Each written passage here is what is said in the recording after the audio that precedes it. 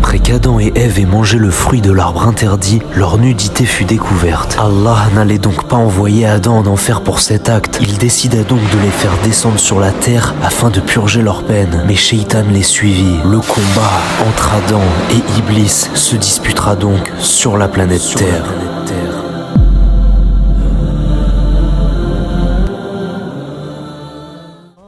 Lorsqu'Adam et Hawa furent envoyés sur la terre, ils furent envoyés à deux endroits différents. Adam fut descendu au niveau de l'Inde, tandis que Hawa fut descendu à la Mecque. Arrivé sur terre, ce fut un moment difficile pour eux. Mais Adam n'oublia pas les paroles d'Allah. فإما يأتينكم مني هدى فمن تبع هداي فلا خوف عليهم ولا هم يحزنون. Puis, Adam foula la terre, traversant ses obstacles jusqu'à retrouver Hawa. Puis il finit par arriver à la Mecque, où il la retrouva enfin. Et ensemble, ils firent des enfants et donnèrent naissance au début de l'humanité. Mais le combat n'est pas terminé. Shaitan rôde toujours dans les parages et guette toujours Adam ainsi que sa descendance. Adam, Hawa ainsi que leur descendance vivèrent sur la terre. Mais Iblis lui aussi eut sa descendance et y viva avec elle. Lorsqu'Adam et Hawa faisaient des enfants, au moment de l'accouchement, deux jumeaux sortaient, un garçon et une fille. Ce même schéma se reproduisait pour chaque accouchement. Le garçon d'un accouchement se mariait avec la fille d'un autre accouchement, et la fille d'un accouchement se mariait avec le garçon d'un autre accouchement. Mais un jour, deux des enfants d'Adam se disputèrent pour une fille, Habil et Qabil.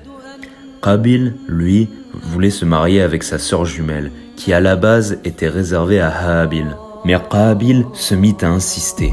Adam, afin de calmer ce conflit, dit alors que chacun de vous deux fasse une offrande à Allah, et cette fille reviendra à celui dont l'offrande sera acceptée par Allah. Tous deux se mirent alors à chercher une offrande. Qabil, lui, était cultivateur, mais possédait une faible foi. Il prit alors les plus mauvais produits de sa culture. A contrario, Habil, lui, possédait une grande foi, et il avait beaucoup de bétail. Il prit alors le meilleur bélier de son troupeau, afin de l'offrir à Allah. L'offrande se déroulait ainsi. On posait l'offrande sur le sommet d'une montagne, et une boule de feu descendait du ciel afin de brûler l'offrande qui était acceptée d'Allah. Ce fut alors l'offrande de Habil qui fut acceptée. Suite à cela, la haine et la colère que possédait Qabil ne fit que grandir, au point où Qabil menaça de tuer Habil. Mais étant très pieux, Habil lui répondit que quoi qu'il arrive, il s'en remettrait à Allah. Habil, étant berger, un jour tarda à rentrer chez lui, ce qui inquiéta Adam. Il envoya donc Qabil afin de partir à la recherche de son frère. En le cherchant, Qabil finit par le retrouver. Lorsqu'il retrouvera enfin son frère Habil, il le vit en train de sommeiller. Et tout à coup, sa haine et sa jalousie refirent surface. Shaitan, rôdant alors dans les parages, s'approcha de lui et le tenta. Il lui souffla dans la tête des paroles afin de l'inciter à tuer son frère Habil. Sa haine et sa rancœur ne font qu'accroître. Que va-t-il arriver à Habil? Qabil va-t-il céder à la tentation de Shaitan? Est-ce que Qabil va finir par tuer son frère?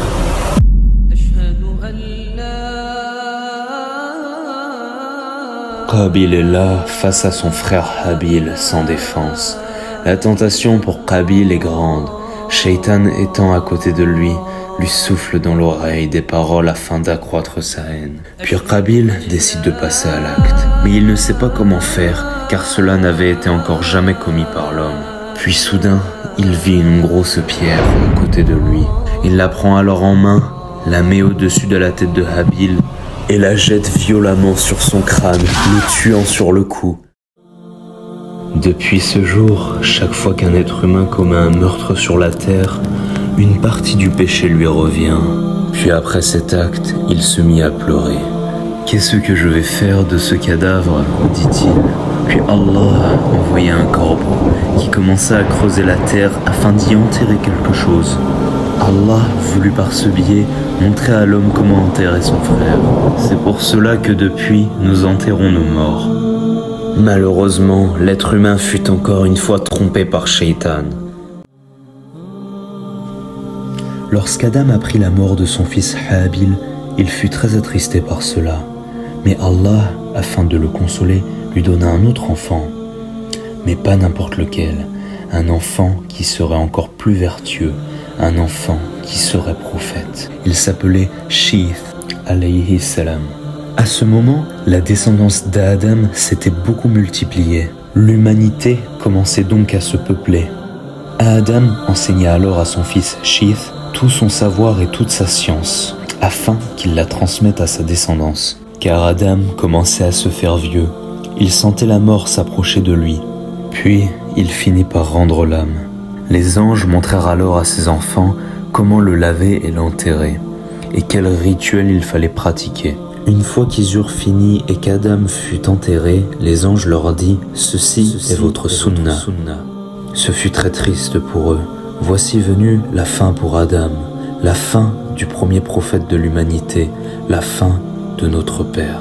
C'est maintenant à Sheeth que revient la mission de prendre en charge la descendance d'Adam. C'est à lui que revient cette lourde responsabilité. Va-t-il mener à bien sa mission, sachant que Shaitan rôde toujours dans les parages et que Qabil ainsi que sa descendance ne font qu'accroître?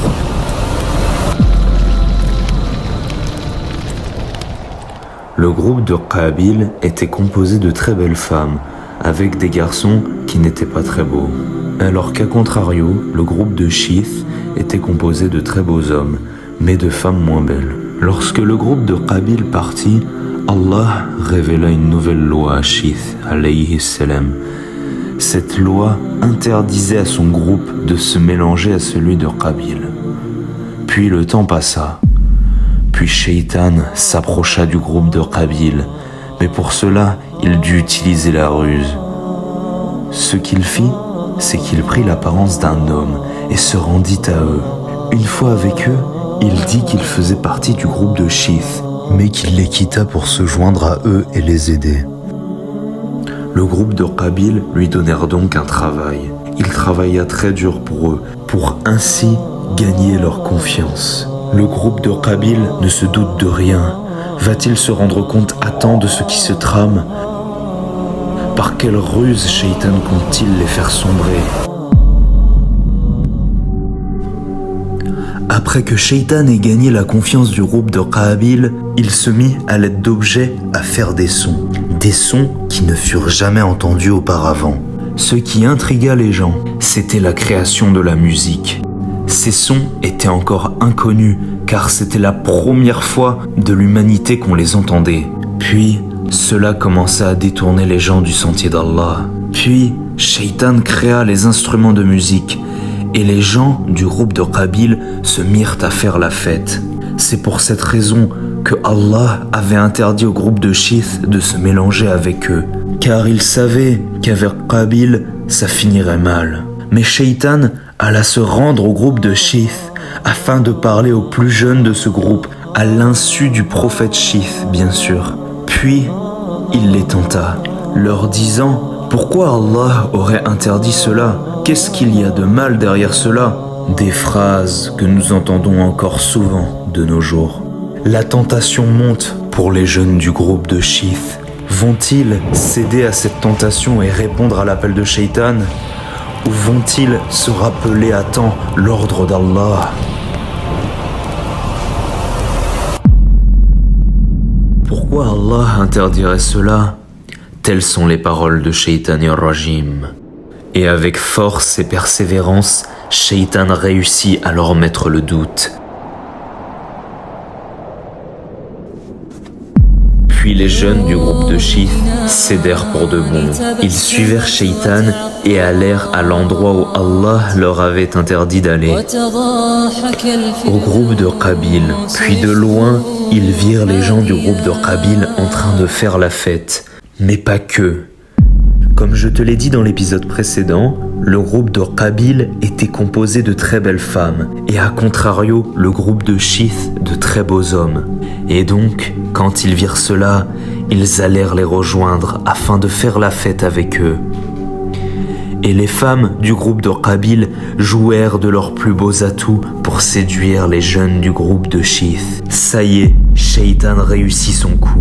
Il entraîna les enfants d'Adam en leur faisant faire la fête avec de la musique et de la mixité entre hommes et femmes. Ceci se reproduit encore de nos jours.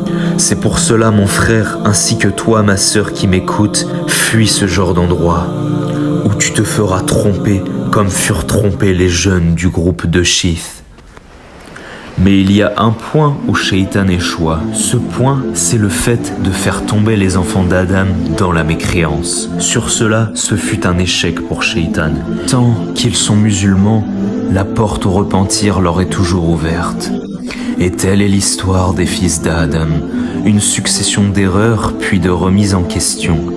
Et Allah aime cela, le repentir. Notre père, Adam, en est le parfait exemple, car après sa mort, son repentir fut accepté, et Allah lui ouvra les portes du paradis.